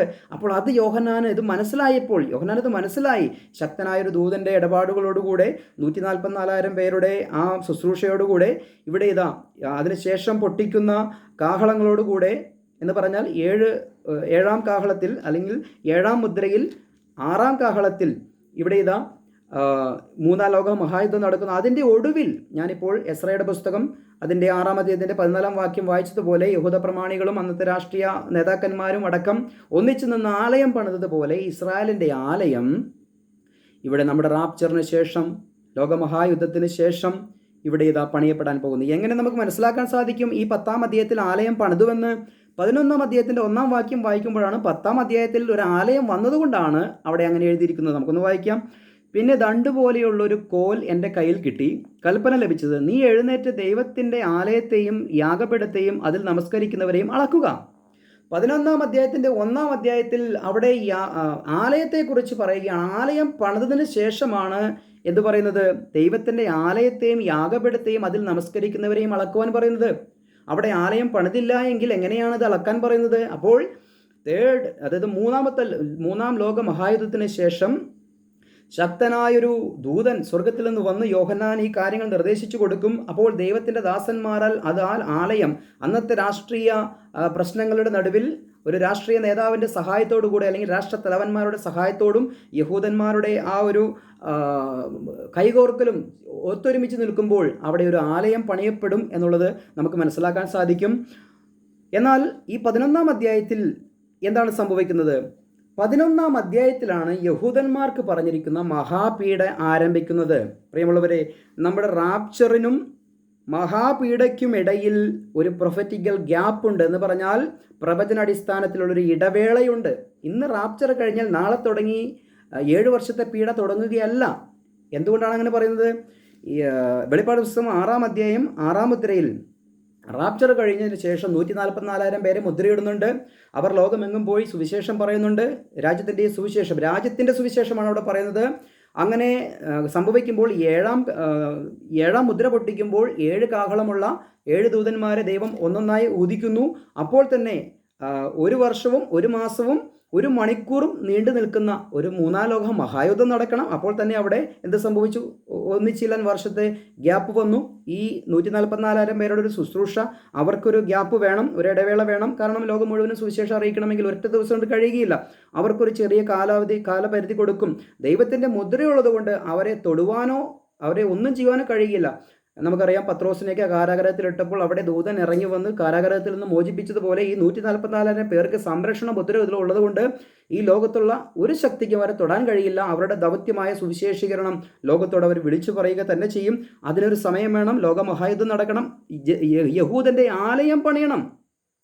ആലയം പണിഞ്ഞതിന് ശേഷമാണ് ഇവിടെ പ്രവചിക്കുവാൻ വേണ്ടി 2 പ്രവാചകന്മാരെ ദൈവം എഴുന്നേൽപ്പിക്കുകയാണ്. ഈ 2 പ്രവാചകന്മാർ അവിടെ എഴുന്നേൽക്കുമ്പോഴാണ് അവിടെ മഹാപീഡയുടെ ഈ ആലയത്തിലേക്ക് കടന്നു വരുന്ന യഹൂദന്മാരുടെ ആ ആലയത്തിൻ്റെ മുറ്റത്ത് നിന്നുകൊണ്ട് ഈ 2 പ്രവാചകന്മാർ കർത്താവിനെക്കുറിച്ചും അല്ലെങ്കിൽ തൻ്റെ ചരിത്രങ്ങളെ ഓർപ്പിച്ചിട്ട് യഹൂദന്മാരോട് വീണ്ടും ഇടപെടും. രാജ്യത്തിൻ്റെ സുവിശേഷം അവരോട് പറയും. ഇതാ ദൈവരാജ്യം സമീപിച്ചിരിക്കുന്നു, മനസ്സാന്തരപ്പെടുവിൻ, സുവിശേഷത്തിൽ വിശ്വസിക്കുവിൻ, ഇതാ കാര്യങ്ങൾ മുന്നോട്ട് പോകുന്നു എന്നുള്ളതൊക്കെയും ഇവർ പറഞ്ഞു കൊടുക്കുമ്പോൾ ഈ പ്രവാചകന്മാരെക്കുറിച്ച് 1260 ദിവസം അവർ പ്രവചിക്കുമെന്നാണ് പറയുന്നത്. എന്ന് പറഞ്ഞാൽ 3.5 വർഷക്കാലം ഇവർ ശുശ്രൂഷിക്കും. മഹാപീഡയുടെ 3.5 വർഷക്കാലം, തുടക്കം 3 വർഷക്കാലം, 3.5 വർഷക്കാലം ഈ 2 പ്രവാചകന്മാർക്ക് പ്രവചിക്കുവാൻ അവസരം കൊടുക്കുകയാണ്. അപ്പോൾ തന്നെ ഈ പ്രവാചകന്മാർ പ്രവചിക്കുന്നതും നമ്മുടെ റാപ്ചറിനുമിടയിൽ ചുരുങ്ങിയത് ഒരു 7 വർഷമെങ്കിലും ഇടവേളയ്ക്ക് ശേഷമാണ് ഈ 7 വർഷത്തെ പീഡാകാലം ആരംഭിക്കുന്നത്. അപ്പോൾ നമ്മൾ മഹാപീഡയ്ക്ക് മുൻപ് ദൈവസഭ എടുക്കപ്പെടും എന്ന് തന്നെയാണ് പഠിപ്പിക്കുന്നത്. അങ്ങനെ ഇന്ന് ദൈവസഭ എടുക്കപ്പെട്ടാൽ നാളെ ട്രിബുലേഷൻ തുടങ്ങുമെന്നല്ല പറയുന്നത്. അവിടെ 144,000 പേരുടെ ശുശ്രൂഷയുണ്ട്. അപ്പോൾ തന്നെ ഒരു ലോകമഹായുദ്ധം നടക്കണം. അതിൻ്റെ ഒടുവിൽ ഇസ്രായേലിൻ്റെ ആലയം പണിയണം. ഇത്രയും കാര്യങ്ങൾ നടക്കേണ്ട ഒരു ഗ്യാപ്പ് 7 വർഷം എന്ന് എങ്ങനെയാണ് കണ്ടുപിടിക്കാൻ കഴിഞ്ഞത് എന്ന് ചോദിച്ചാൽ, നമ്മുടെ പഴയ നിയമത്തിൽ യോസഫിൻ്റെ സ്വപ്നത്തിൽ പറയുന്നുണ്ട് 7 വർഷം എന്താണ് സമൃദ്ധിയുടെ ഒരു വർഷമാണ്. അതിനുശേഷം കഷ്ടതയുള്ള 7 വർഷം വരുന്നു എന്ന് പറയുന്നുണ്ട്. അപ്പോൾ തന്നെ 7 വർഷക്കാലം 144,000 പേരിലൂടെ സമ്പന്നമായ ദൈവവചനം ഈ ജനത്തിൻ്റെ നടുവിലേക്ക് ദൈവം അയക്കും. മനസ്സിലായോ? അതിനുശേഷം ആ 7 വർഷം കഴിഞ്ഞാൽ കഷ്ടതയുടെ 7 വർഷം അവരിലേക്ക് കടന്നു വരും. നമുക്ക് പഴയ നിയമത്തിൽ നിന്നൊരു തെളിവെടുത്തിട്ട് ഞാനൊരു ഉദാഹരണമായി പറയുന്നതാണ്. ഇഷ്ടമുള്ളവർക്ക് അത് സ്വീകരിക്കാം. അപ്പോൾ തന്നെ ഒരു ഗ്യാപ്പ് ഉണ്ട്. അത് 7 വർഷമായേക്കാം, അതല്ലെങ്കിൽ അതിലും ചുരുങ്ങിയ വർഷമായിരിക്കും. എന്തായാലും 1,00,000-ൻ്റെയും 1 മാസത്തിൻ്റെയും 5 മാസത്തിൻ്റെയും കണക്കുകൾ നമുക്കിവിടെ കാണാൻ സാധിക്കുന്നുണ്ട്. 5 മാസത്തെ വെട്ടുകിളിയുടെ ഉപദ്രവമുണ്ട്. തേള് കുത്തുന്ന പോലെയുള്ള ഉപദ്രവം 5 മാസമുണ്ട്. 1 വർഷവും 1 മാസവും 1 മണിക്കൂറും ഒരു മഹായുദ്ധം നടക്കണം. 144,000 പേരുടെ ശുശ്രൂഷ നടക്കണം. ദൈവത്തിൻ്റെ ആലയം പണിയണം. ഇത്രയും കാര്യങ്ങൾ നടക്കുവാൻ റാപ്ചർ കഴിഞ്ഞ് പിറ്റേ ദിവസം തന്നെ ഇത് കഴിയുകയില്ല. അതുകൊണ്ട് ഒരു സമയം ഗ്യാപ്പുണ്ട്. അതിനുശേഷമാണ് 2 സാക്ഷികൾ 11-ാം അധ്യായത്തിലേക്ക് വരുന്നത്. ഈ 2 സാക്ഷികൾ വരുമ്പോൾ 1260 ദിവസം അവർ പ്രവചിക്കും. അവരെക്കുറിച്ച് പറയുകയാണ്. തുടർന്ന് നമുക്ക് താഴേക്ക് വായിക്കുമ്പോൾ അവരുടെ ഈ പ്രവചന കാലയളവിൽ, അവരുടെ പ്രവചന കാലത്ത് മഴ പെയ്യിക്കാതെ വണ്ണം ആകാശം അടച്ചു കളയുവാൻ അവർക്ക് അധികാരമുണ്ട്. മനസ്സിലായോ? വെള്ളത്തെ രക്തമാക്കുവാനും ഇച്ഛിക്കുമ്പോഴൊക്കെയും സകല ബാധ കൊണ്ട് ഭൂമിയെ ദണ്ഡിപ്പിക്കുവാനും അവർക്ക് അധികാരമുണ്ട്. അപ്പോൾ വളരെ പവർഫുള്ളായിട്ടുള്ള, വളരെ അമാനുഷികമായ കഴിവുള്ള 2 പ്രവാചകന്മാരെ ദൈവം ജെറുസലേമിൻ്റെ ആലയം പണിതതിന് ശേഷം ഈ ആലയമുറ്റത്ത് നിന്ന് പണ്ട് പത്രോസൊക്കെ പ്രസംഗിച്ചതുപോലെ മാനസാന്തരപ്പെട്ട് മടങ്ങി വരുവാൻ പറയുന്ന 2 പ്രവാചകന്മാർ. ഈ പ്രവാചകന്മാർ 1260 ദിവസം പ്രവചിക്കും. അവരോട് മുന്നറിയിപ്പ് കൊടുക്കും. അവർക്ക് ഇഷ്ടമുള്ളപ്പോഴൊക്കെയും തീയിറക്കുവാനും രക്തമാക്കി തീർക്കുവാനും എന്തൊക്കെ അവർക്ക് ചെയ്യാൻ പറ്റും. മഹാബാധകൾ കൊണ്ട് മോശ പണ്ട് ഈജിപ്തിൽ ചെയ്തതുപോലെയുള്ള ബാധകളെ അയച്ച് മനുഷ്യരെ ഇട്ട് വട്ടം കറക്കുവാൻ ഇവർക്ക് വളരെ കൃപ ദൈവം കൊടുത്തിരിക്കുകയാണ്. ഇവരെ തൊടാൻ കഴിയില്ല. എന്നാൽ മറ്റൊരു സംഭവം സംഭവിക്കുകയാണ്. അവർ തങ്ങളുടെ സാക്ഷ്യം തികച്ച ശേഷം, വെളിപ്പാട് പുസ്തകം 11:7 ആഴത്തിൽ നിന്ന് കയറി വരുന്നൊരു മൃഗം അവരോട് പടവെട്ടി അവരെ ജയിച്ചു കൊന്നുകളഞ്ഞു. ഈ 3.5 വർഷം കഴിയുമ്പോൾ അവരുടെ ശുശ്രൂഷ തികഞ്ഞതിന് ശേഷമാണ് കർത്താവ് പറഞ്ഞതുപോലെ 3.5 വർഷം തൻ്റെ ശുശ്രൂഷ ചെയ്തപ്പോൾ കർത്താവ് പറഞ്ഞു, ആ കുറുക്കനോട് ചെന്ന് പറഞ്ഞേക്ക്, ഞാൻ ഇന്നും നാളെയൊക്കെ എൻ്റെ ശുശ്രൂഷ തികച്ചിട്ടേ ഞാൻ അവിടെ നിന്ന് പോവുകയുള്ളൂ എന്നുള്ള അർത്ഥത്തിൽ കർത്താവ് പറഞ്ഞതുപോലെ അതുവരെ ആ ലോക നേതാക്കന്മാർക്ക് കർത്താവിനെ തൊടാൻ പറ്റിയില്ല. അതുപോലെ തന്നെ ഇവിടെ ഇതാ ഈ 2 സാക്ഷികളെ തൊടുവാൻ 3.5 വർഷക്കാലം തൊടുവാൻ ഒരു മനുഷ്യന് കഴിയില്ല. സമയമാകുമ്പോൾ, അവരുടെ ശുശ്രൂഷ തികഞ്ഞു കഴിഞ്ഞപ്പോൾ, കർത്താവിൻ്റെ സമയമായപ്പോൾ, ശുശ്രൂഷ തികച്ചപ്പോൾ, സകലതും പൂർത്തിയാക്കി ക്രൂശിൽ മരിച്ചതുപോലെ തന്നെ ഇവരെ ഇതാ ഈ മൃഗം, ഈ ആഴത്തിൽ നിന്ന് കയറി വരുന്ന ഈ മൃഗം ഇവരെ കൊന്നുകളയുകയാണ്. അപ്പോൾ അവിടെ വലിയ ജയഘോഷം സംഭവിക്കുകയാണ്. ആഴത്തിൽ നിന്ന് കയറി വരുന്ന ഈ മൃഗം ഇവരെ കൊന്നപ്പോൾ പരസ്പരം സമ്മാനങ്ങൾ കൈമാറുന്നു. ലോകത്തിൽ വളരെ സന്തോഷം. അന്നത്തെ വാർത്തയിലൊക്കെ കാണാം, ഇങ്ങനെ 2 പ്രവാചകന്മാർ, ഇസ്രായേലിൻ്റെ ആലയത്തിൻ്റെ മുന്നിൽ നിന്ന് പ്രവചിച്ച 2 പ്രവാചകന്മാരെ ഇതാ ഈ ഒരു വലിയ മനുഷ്യൻ കൊന്നുകളഞ്ഞിരിക്കുന്നു എന്ന് പറഞ്ഞുകൊണ്ട് ഈ പരസ്പരം സമ്മാനങ്ങളൊക്കെ കൊടുത്ത്, മധുരങ്ങളൊക്കെ കൊടുത്ത് വളരെ എന്തോ വലിയ വിജയം നേടിയതുപോലെ ലോകരാജ്യങ്ങൾ മുഴുവനും സന്തോഷിക്കുന്നൊരു സമയം. അപ്പോഴിതാ അതിൻ്റെ 11 വാക്യത്തിൽ പറയുകയാണ്, 3.5 ദിവസം കഴിഞ്ഞ ശേഷം ദൈവത്തിൽ നിന്ന് ജീവശ്വാസം അവരിൽ വന്ന് അവർ കാലൂന്നി നിന്നു. അവരെ കണ്ടവർ ഭയപരവശരായി തീർന്നു. ഇവിടെ കയറി വരുവിനെന്ന് സ്വർഗത്തിൽ നിന്നൊരു മഹാശബ്ദം പറയുന്നത് കേട്ടു. മനസ്സിലായോ? അവർ മേഘത്തിൽ സ്വർഗത്തിലേക്ക് കയറി. അവരുടെ ശത്രുക്കൾ അവരെ നോക്കിക്കൊണ്ടിരുന്നു. ആ നാഴികയിൽ വലിയൊരു ഭൂകമ്പമുണ്ടായി. നഗരത്തിൽ 10 ഇടിഞ്ഞു വീണു. ഭൂകമ്പത്തിൽ 7000 പേർ മരിച്ചുപോയി. ശേഷിച്ചവർ ഭയപരവശരായി സ്വർഗത്തിലെ ദൈവത്തിന് മഹത്വം കൊടുത്തു. അപ്പോൾ ജെറുസലേം ദേവാലയത്തിൻ്റെ ആ പണിക്ക് ശേഷം 2 പ്രവാചകന്മാർ സാക്ഷ്യം കൊടുക്കുകയാണ്. വളരെ പവർഫുള്ളായിട്ട് ഈ ലോകത്തെ വളരെ കഷ്ടത്തിലൂടെ കടത്തിവിടുകയാണ്. അപ്പോൾ തന്നെ ആഴത്തിൽ നിന്ന് കയറി വരുന്ന ഒരു മൃഗം എന്ന് പറയുന്ന ഒരു നേതാവ്, അദ്ദേഹം ഇവരെ 2 പേരെ കൊല്ലുകയാണ്. അങ്ങനെ കൊന്നതിൻ്റെ സന്തോഷത്താൽ ഇവർ ആഹ്ലാദവും ലഡുവൊക്കെയും വിതരണം ചെയ്തിരിക്കുമ്പോൾ ഇവിടെ ഇതാ 3.5 ദിവസം കഴിയുമ്പോൾ ജീവശ്വാസം അവരിൽ വന്നിട്ട് അവർ കാലുകുത്തി എഴുന്നേറ്റ് നിന്നിട്ട് ഇവിടെ കയറി വരിക എന്ന് പറയുമ്പോൾ സ്വർഗത്തിലേക്ക് അവർ നോക്കി നിൽക്കെ സ്വർഗാരോഹണം ചെയ്യുന്ന കാഴ്ച കണ്ടപ്പോൾ ഇവരെല്ലാം ഭയചകിതരായി പേടിച്ച് വിറയ്ക്കുകയാണ്. അവിടെ കുറച്ച് പേർ ദൈവത്തിന് മഹത്വം കൊടുക്കുന്നുമുണ്ട്. പീഡാകാലത്ത് ദൈവത്തിൻ്റെ ഇത്രയും കാര്യങ്ങൾ കാണിക്കുന്നതും മറ്റുള്ളവർ മാനസാന്തരപ്പെട്ട് തിരിഞ്ഞു വരാനാണ് എന്നുള്ളത് നമ്മൾ മറക്കരുത്. ഇവിടെ ഇതാ തൻ്റെ ശത്രുക്കൾ അവർ ഭയപരവശരായി തീർന്നു എന്നാണ് പറയുന്നത്. എന്നിട്ട് പറയുകയാണ്, അപ്പോഴാണ് പിന്നീടാണ് 7ാമത്തെ ദൂതൻ ഊതുകയാണ്. അപ്പോൾ എന്ന് പറഞ്ഞാൽ 7 ദൂതന്മാർ 7 കാഹളവും പിടിച്ചിരിക്കുന്നു. അതിൽ 1-ാമത്തവൻ, 2-ാമത്തവൻ, 3-ാമത്തവൻ, 4-ാമത്തവൻ, 5-ാമത്തവൻ, 6-ാമത്തവൻ ഊതിക്കഴിഞ്ഞു. അപ്പോഴാണ് ഈ സംഭവങ്ങളൊക്കെ സംഭവിച്ചത്. ഇതിനുശേഷം 7-ാമത്തവൻ ഊതുമ്പോൾ സ്വർഗത്തിലൊരു വിളംബരം ചെയ്യുകയാണ്. എന്താണ് അവിടെ പറയുന്നത്? നമ്മുടെ കർത്താവ് രാജ്യത്വം സ്വീകരിക്കാൻ പോകുന്നു, അല്ലെങ്കിൽ സ്വീകരിച്ചിരിക്കുന്നു എന്ന് പറഞ്ഞാൽ ഇന്ന് നമ്മളെ ക്രിസ്തുവിൻ്റെ ശരീരമാകുന്ന സഭയെ പറഞ്ഞിരിക്കുന്നത് നമ്മെ ക്രിസ്തുവിനോടുകൂടെ സ്വർഗത്തിൽ ഇരുത്തിയിരിക്കുന്നു എന്നാണ് പറയുന്നത്. എന്ന് പറഞ്ഞാൽ നമ്മൾ ഇന്ന് സ്വർഗത്തിലല്ല, ഭൂമിയിൽ തന്നെയാണ് എന്ന് പറഞ്ഞാൽ അത് നടന്നിരിക്കും എന്നുള്ള അർത്ഥത്തിലാണ് പറയുന്നത്. ഇവിടെയും ഇതാ 7ാമത്തെ ദൂതൻ ഊതുമ്പോൾ അങ്ങനെ ഒരു പ്രഖ്യാപനം സ്വർഗത്തിൽ ഉണ്ടാവുകയാണ്. ദൈവത്തിന് മഹത്വം കൊടുക്കുകയാണ്. ഞാൻ വാക്യങ്ങളൊക്കെ വായിക്കുമ്പോൾ നമ്മുടെ വീഡിയോയുടെ ലെങ്ത് കൂടിപ്പോകും, അതുകൊണ്ട് ഞാൻ ചുരുക്കുകയാണ്. എന്നിട്ട് അതിൻ്റെ 12-ാം അധ്യായത്തിലേക്ക് നമ്മൾ കടന്നു വരികയാണ്. അപ്പോഴാണ് എന്ത് സംഭവിക്കുന്നത്? ഈ ആഴത്തിൽ നിന്ന് കയറി വന്ന മൃഗം എന്ന് പറയുന്ന മനുഷ്യൻ തന്നെയാണ് അവൻ്റെ മൂർത്തി രൂപം പ്രാപിച്ച് എതിർ ക്രിസ്തുവായി 13-ാം അധ്യായത്തിൽ നമ്മൾ അവനെ കാണുന്നത്. നമുക്കതെങ്ങനെ മനസ്സിലാക്കിയെടുക്കാൻ സാധിക്കും? ഇവിടെ സ്വർഗത്തിൽ വലിയൊരു അടയാളം കാണായി വന്നു. സൂര്യനെ അണിഞ്ഞ ഒരു സ്ത്രീ, അവളുടെ കാൽ കീഴിൽ ചന്ദ്രൻ. താഴേക്ക് വായിക്കുമ്പോൾ നമുക്ക് മനസ്സിലാക്കാൻ സാധിക്കുന്ന ഇത്രയേ ഉള്ളൂ. ഇസ്രായേൽ എന്ന സ്ത്രീയെ ദൈവം സ്ത്രീ എന്ന് ഉപമിച്ചിട്ട് പറയുകയാണ്, അവൾ ഗർഭിണിയായിരുന്നു, അവൾ നോവ് കിട്ടി ഒരു ആൺകുട്ടിയെ പ്രസവിച്ചു എന്ന് പറഞ്ഞാൽ 144,000 പേരെ ഇസ്രായേലിൻ്റെ ഈ ഒരു പ്രഥമ ശുശ്രൂഷയിൽ ദൈവം തിരഞ്ഞെടുത്ത 12-ന്റെ 5-ാം വാക്യം വായിക്കുമ്പോൾ, അവൾ സകല ജാതികളെയും ഇരുമ്പുകോൽ കൊണ്ട് മേയ്പ്പാനുള്ളൊരു ആൺകുട്ടിയെ പ്രസവിച്ചു. കുട്ടി ദൈവത്തിൻ്റെ അടുക്കിലേക്ക് അവൻ്റെ സിംഹാസനത്തിലേക്കും പെട്ടെന്ന് എടുക്കപ്പെട്ടു. അപ്പോൾ 144,000 പേരെ പെട്ടെന്ന് വീണ്ടും ഈ ഭൂമിയിൽ നിന്നും ദൈവം അവരുടെ ശുശ്രൂഷകൾ തികച്ചതിന് ശേഷം, മനസ്സിലായോ, ആ 7ാമത്തെ ദൂതൻ ഊതിയതിന് ശേഷം ഇവർ സ്വർഗത്തിലേക്ക് പോവുകയാണ്. ഇവരെയാണ് പിന്നീട് 14-ാം അധ്യായത്തിൽ, പിന്നെ ഞാൻ സിയോൻ മലയിൽ കുഞ്ഞാടും അവനോട് കൂടെ നെറ്റിയിൽ അവൻ്റെ നാമവും പിതാവിൻ്റെ നാമവും എഴുതിയിരിക്കുന്ന 144,000 പേര് നിൽക്കുന്നത് കണ്ടു എന്ന് പറഞ്ഞുകൊണ്ട് കാണിച്ചു കൊടുക്കുന്നത്. അപ്പോൾ ഇവർ സ്വർഗത്തിലേക്ക് അല്ലെങ്കിൽ ദൈവത്തിൻ്റെ സന്നിധിയിലേക്ക് എടുക്കപ്പെട്ടു എന്നാണ് പറയുന്നത്. അപ്പോൾ ഇവിടെ ഇതാ 7ാമത്തെ ദൂതൻ ഊതുമ്പോൾ ഇവിടെ എന്താണ് സംഭവിക്കുന്നത്? ഇസ്രായേൽ എന്ന സ്ത്രീ ആദ്യത്തെ 144,000 പേരെ പ്രസവിക്കുകയാണ്. ഇനിയും തുടർന്നും ഈ സ്ത്രീക്ക് മക്കളുണ്ടാകും. എല്ലാവരും രക്ഷിക്കപ്പെടുന്നില്ല. അപ്പോൾ തന്നെ സ്ത്രീ എന്ന് പറയുന്ന ഇസ്രായേലിൽ ഒരു രക്ഷിതഗണം പലപ്പോഴായി ദൈവം അതിനെ കൊയ്ത്തിനോട് ഉപമിച്ച് ചില സമയങ്ങളിൽ വിളവെടുപ്പ് നടത്തുന്നുണ്ട്. ഇവിടെ ഇതാ ആദ്യ ഫലമായ 144,000 പേര് കർത്താവ് എടുക്കുകയാണ്. അപ്പോൾ എന്താണ് സംഭവിക്കുന്നത്? ഇവിടെ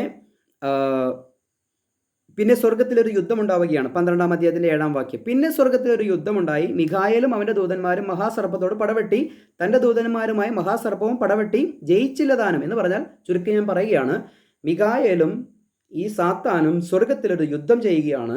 മിഖായേലും സംഘവും ഈ സാത്താന്യ സൈന്യത്തെയും സാത്താനെയും വെട്ടി ഭൂമിയിലേക്ക് ഇടുകയാണ്.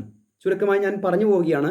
അങ്ങനെ ഈ സാത്താൻ ഭൂമിയിലേക്ക് വരുമ്പോൾ താൻ ഈ സാത്താന് കയറുവാൻ യോഗ്യനായൊരു വ്യക്തി, ആഴത്തിൽ നിന്ന് കയറി വരുന്ന 2 പ്രവാചകന്മാരെ കൊന്ന ഈ മൃഗമെന്ന് പറയുന്ന ഒരു വ്യക്തി ഒരു അരുവിയായി തുടങ്ങി മഴ പെയ്യുമ്പോൾ വളരെ കലങ്ങി മറിഞ്ഞൊഴുകുന്ന ഉഗ്രഭാവത്തോടു കൂടി ഒഴുകുന്ന ഒരു പുഴ പോലെ ആയിത്തീരുന്നത് പോലെ ഈ ആഴത്തിൽ നിന്ന് കയറി വരുന്ന മൃഗം അവന് ഈ സാത്താൻ തൻ്റെ അധികാരങ്ങളും കാര്യങ്ങളൊക്കെ കൊടുക്കുമ്പോൾ ഭൂമിയിലേക്ക് വെട്ടിയിടപ്പെട്ട ഈ സാത്താൻ ഈ മനുഷ്യനിൽ പ്രവേശിക്കുമ്പോഴാണ് അവൻ എതിർ ക്രിസ്തുവായിത്തീരുന്നത്. അപ്പോൾ എതിർ ക്രിസ്തു എവിടെയാണ് വരുന്നത്?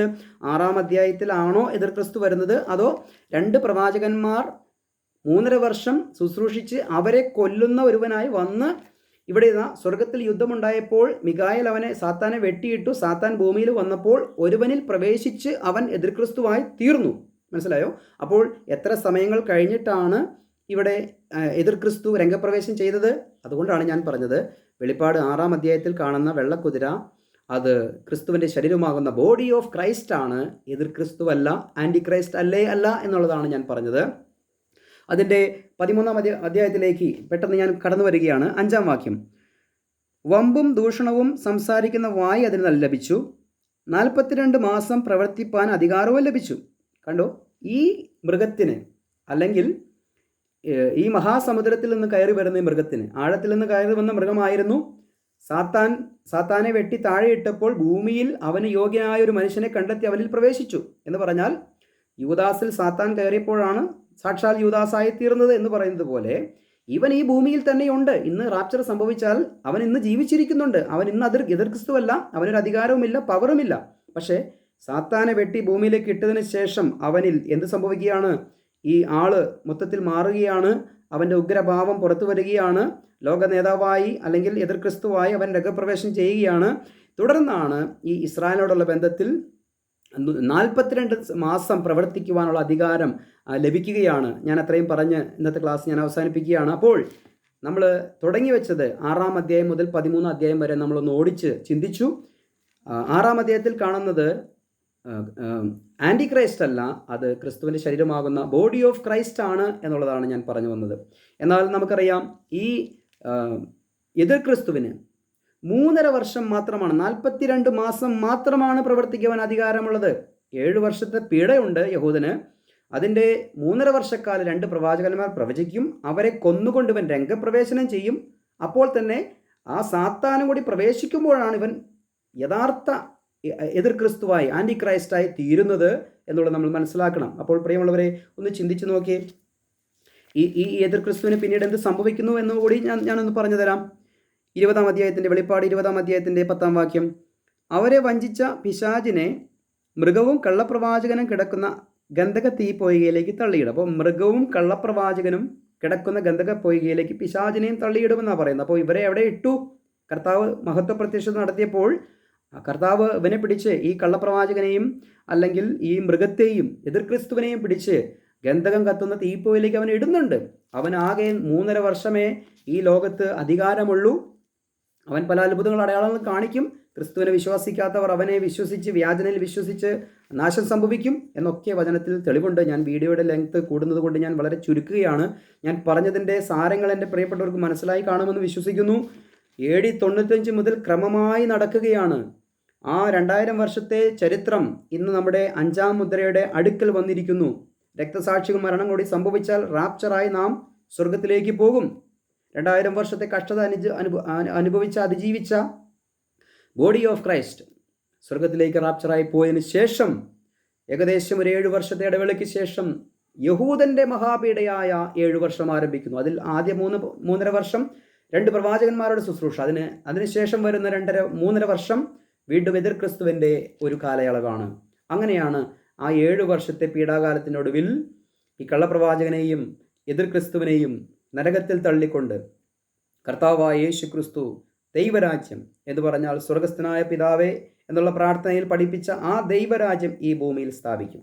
ഈ ഭൂമിയിൽ സ്ഥാപിച്ച് 1000 വർഷം ഇവിടെ കർത്താവ് രാജാവായി വാഴും. അതിനുശേഷം എഫെസ്യ ലേഖനം 1:10 പറയുന്നത് പോലെ സ്വർഗത്തിലുള്ളതും ഭൂമിയിലുള്ളതും, സ്വർഗത്തിൽ എന്താണുള്ളത്? നാം വളരെ കാലം മുൻപേ റാപ്ചറായി പോയി ആ റാപ്ചറായ ബോഡി ഓഫ് ക്രൈസ്റ്റും ഇപ്പോഴിതാ കർത്താവ് 1000 വർഷത്തിന് ശേഷം ഈ ബോഡി ഓഫ് ക്രൈസ്റ്റിനെയും ബ്രൈഡ് ഓഫ് ക്രൈസ്റ്റിനെയും നിത്യതയിൽ ഒന്നിപ്പിക്കുന്ന, പുത്തനാം യെരൂശലേമിൽ ഒന്നിപ്പിക്കുന്ന ഒരു അനുഗ്രഹിക്കപ്പെട്ടതായിട്ടുള്ള അവസ്ഥയിലേക്ക് കാര്യങ്ങൾ കൊണ്ടുപോകും. അതുകൊണ്ട് എൻ്റെ പ്രിയമുള്ളവർ, ഈ ഒരു ക്രമത്തിൽ ഈ പുസ്തകം പഠിക്കുക. തലയിൽ വെച്ചിരിക്കുന്ന കണ്ണട തപ്പി നടക്കുന്നത് പോലെ ഒരിക്കലും തപ്പി നടക്കാതെ കണ്ണടയെടുത്ത് കൃത്യമായി കണ്ണിൽ വെച്ച് കൃത്യമായിട്ട് അതിനെ മനസ്സിലാക്കുവാൻ ദൈവം എല്ലാവരെയും കൃപ നൽകി അനുഗ്രഹിക്കട്ടെ എന്ന് പറഞ്ഞുകൊണ്ട് എൻ്റെ വാക്കുകൾ നിർത്തുന്നു.